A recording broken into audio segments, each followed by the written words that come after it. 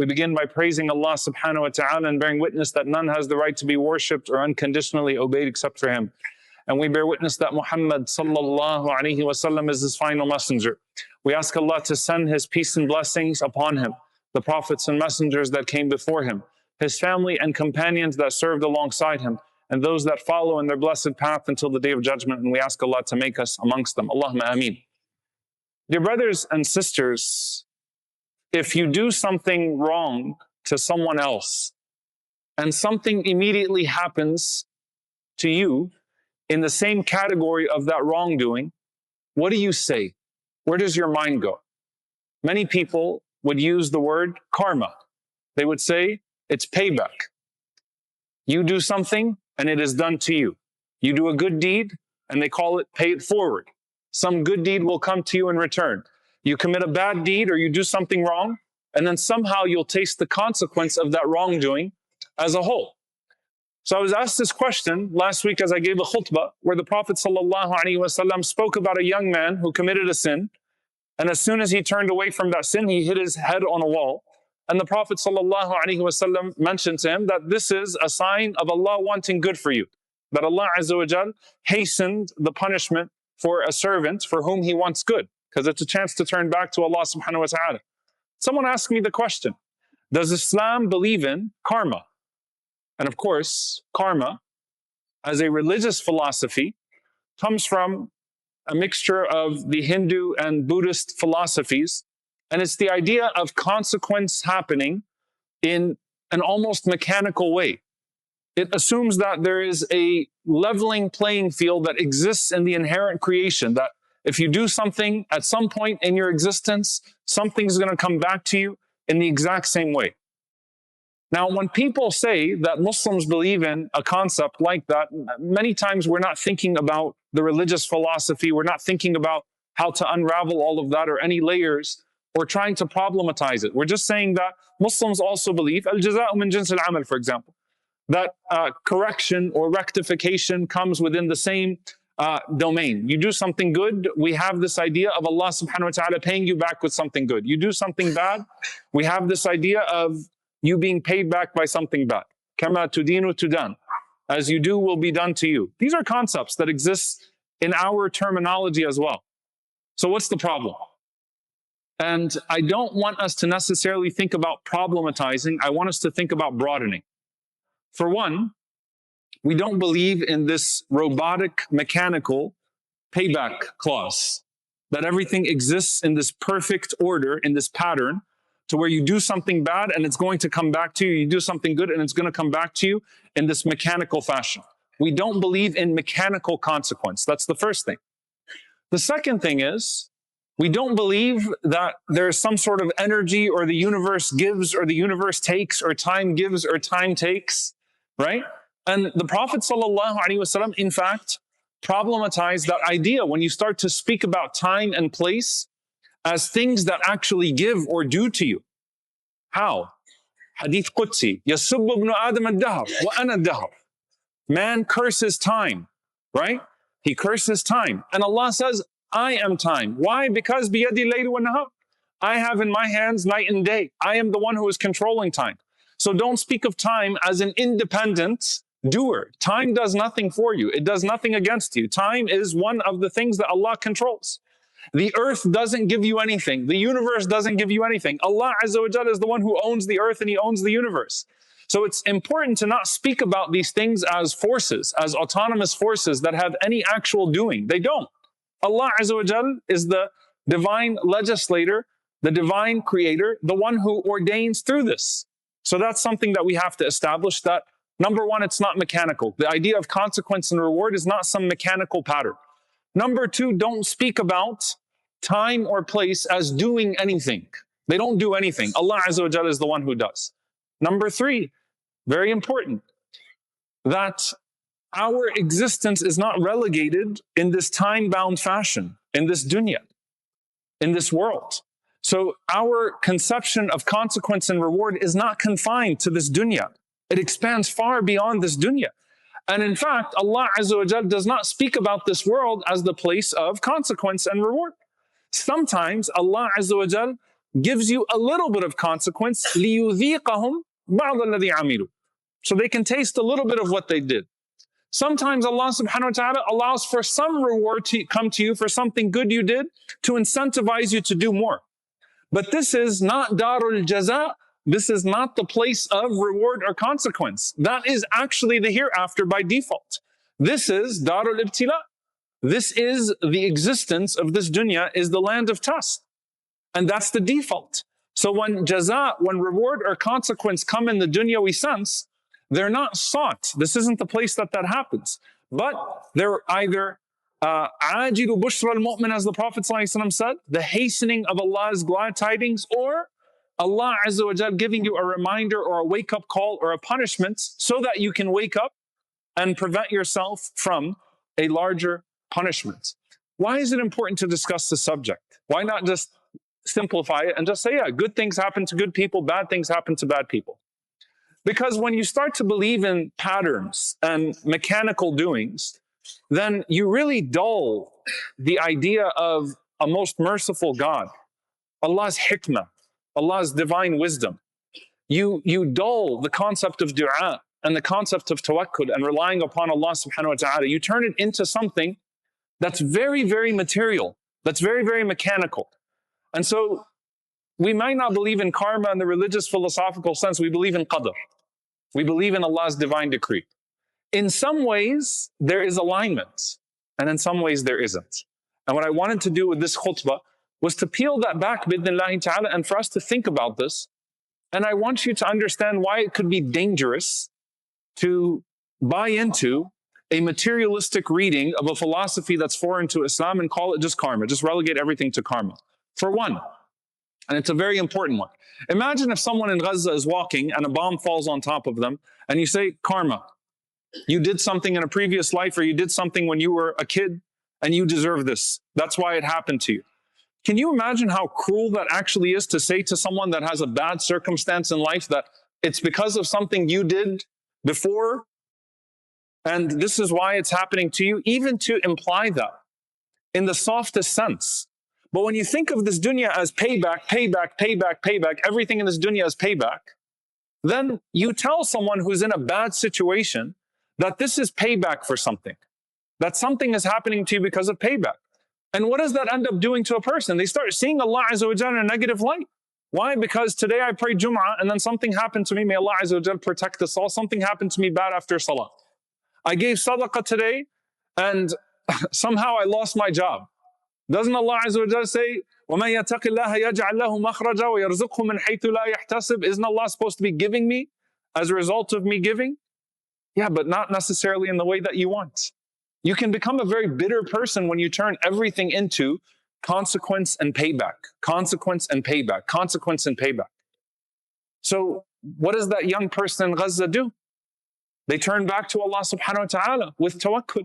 What is that person who has wealth and who has a very good life do? They turn to Allah subhanahu wa ta'ala in begging Allah Azza wa Jal to not let this be a form of deluding them, right? They don't assume, alhamdulillah, I'm doing well, therefore Allah is happy with me, and something bad happened to me, therefore I did something bad. No, because Allah Azza wa Jal sometimes tests with ease and He punishes with reward, right? Can Allah Azza wa Jal be punishing someone with ease? Yes.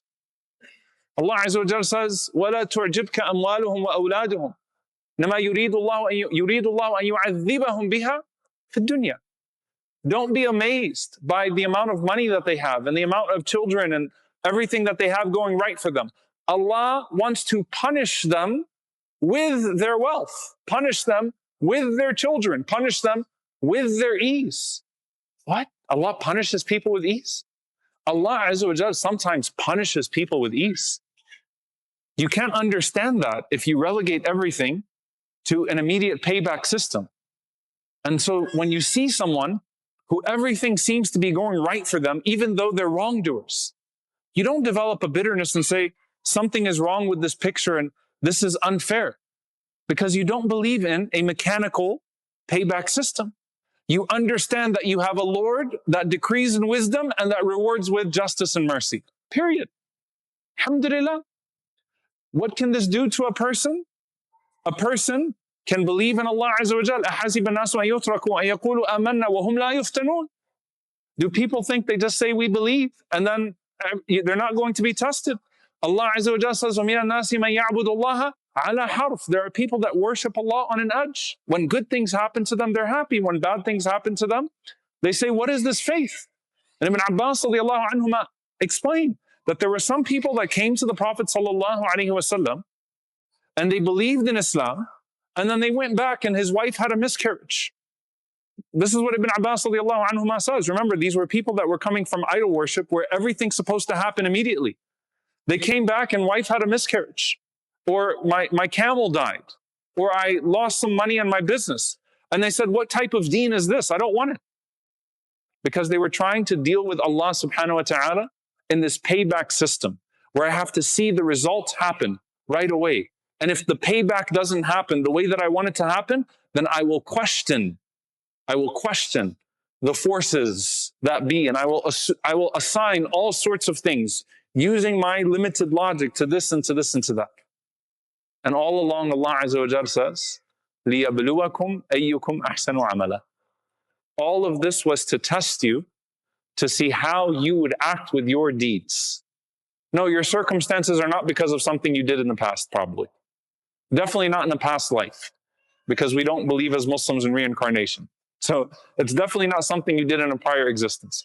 It might be that Allah Azza wa Jal is letting you taste some of the punishment and the reward for something that you did to someone else or for someone else, so that you could wake up to a greater purpose. But don't treat Allah Azza wa Jal in accordance with this payback system. Don't reduce and diminish Allah Ar-Rahman, Al-Hakim, Al-Adl to this payback system. Doesn't work that way. Instead, lean into your tawakkul. Lean into your trust of Allah subhanahu wa ta'ala. Scrutinize only your deeds. Now here's the other side of this. Does Allah have patterns though in His creation? Allah Azza wa Jal uses the word sunnatullah. Allah has His patterns. Allah subhanahu wa ta'ala will drown the Fir'auns. Allah Azza wa Jal will punish the oppressors. Allah subhanahu wa ta'ala will reward those who are oppressed. Allah Azza wa Jal promises eventual victory for those who are the downtrodden. Allah subhanahu wa ta'ala has His sunan that He places on this earth. But you are not allowed to impose upon the sunan of Allah subhanahu wa ta'ala, nor assume fault when Allah Azza wa Jal places an intentional delay. And everything Allah Azza wa Jal does is out of His divine mercy. When Allah Azza wa Jal places an intentional delay. So sometimes Allah delays the oppressor so that He can punish him. Sometimes Allah delays the oppressed so that He can elevate him. Sometimes Allah subhanahu wa ta'ala does not give you the reward of something good that you did here so that He can save it for you all over there. Sometimes Allah subhanahu wa ta'ala erases the consequence of something altogether in this dunya because your tawbah was sincere. You don't have to be punished at all, not in this dunya or in the akhirah, because your tawbah was sincere. التائب من الذنب كمن لا ذنب له. The one who repented from a sin is like one who never sinned in the first place. Allah subhanahu wa ta'ala transcends all of this. But here's what I want you to think about. ارحموا من في الأرض يرحمكم من في السماء. Be merciful to those on earth. The one in the heavens will show mercy to you. يا ابن آدم أنفق عليك. O child of Adam, spend and I will spend upon you. هل جزاء الإحسان إلا الإحسان. Is there any reward for good except for good? Know that Allah Azza wa Jal will not let a deed of yours go unpaid if it is good. And know that Allah subhanahu wa ta'ala does not forget a sin just because you forgot it. Allah Azza wa Jal will reward every single good deed that is a promise of His. Allah subhanahu wa ta'ala will litigate the sins that are unrepented for, and Allah Azza wa Jal will forgive the sins and the wrongdoings. But your Lord has put rules of goodness and informed you that any good that you do will come back to you, for sure in the hereafter, and sometimes in this dunya as well, to give you a hastening of your glad tidings. But I end with this thought. Should a person give sadaqah, for example, so that they can have goodness in this world. Because Allah Azza wa Jal mentions that if you give, He'll spend upon you, and that money, is not decreased. Ma naqasa, it will not be decreased. Min sadaqah, from charity, for example. Should you, for example, put money into charity like a slot machine? I see that every time I do something good, Allah subhanahu wa ta'ala gives me some more in this world. No, that's a messed up intention. That's actually the wrong intention. Instead, you should be doing it liwajhillahi ta'ala, for the pleasure and sake of Allah subhanahu wa ta'ala, with the hope of the reward of Allah in the hereafter, and with the tawakkul, with the trust in Allah subhanahu wa ta'ala, that even when I do good in this life, Allah subhanahu wa ta'ala finds pathways for it to become a means of my goodness here. But you don't do it for that purpose. Man amila salihan fali nafsihi. When you do something good, it is for you. وَمَنْ أَسَاءَ فَعَلَيْهَا. And when you do something evil, it will be repaid. But Allah will decide how, Allah will decide when, Allah will decide who. Allah subhanahu wa ta'ala will not subject you to a pattern. Allah subhanahu wa ta'ala will remind you of your purpose. Allah subhanahu wa ta'ala does not want you to operate with Him the way that you operate with tickets. Allah subhanahu wa ta'ala wants you to operate with Him like a abd with his Rabb, like a slave with his master, like a servant with his Lord, like a created one with his creator, like one who trusts the one who deserves to be trusted. That's how Allah Azza wa Jal wants you to deal with Him. That's what Allah calls us to. Do not relegate yourself to this dunya.